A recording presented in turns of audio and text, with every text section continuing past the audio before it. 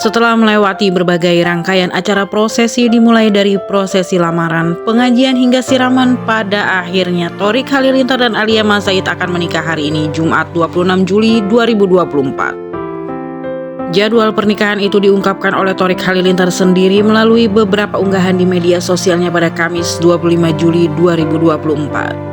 Salah satunya unggahan di Instagram Story milik Thorik dan Alia yang menampilkan jadwal akad nikah dan resepsi pernikahan mereka. Acara itu juga disebutkan akan disiarkan langsung di saluran YouTube milik Thorik Halilintar. Akad nikah dan resepsi Thorik Halilintar dan Alia Mas Said 26 Juli 2004. Tulis Thorik Halilintar dengan latar foto prewedding mereka. Thorik dan Alia saling menatap dan berpegangan tangan. Dalam unggahan yang lainnya, terutama di feed Instagram mereka, juga terlihat foto mereka berdua dengan latar belakang biru untuk buku nikah. Dengan caption Counting Horse, seperti foto itu mengindikasikan Thorik Halilintar dan Alia Mas Said akan segera resmi menjadi suami istri dalam hitungan jam.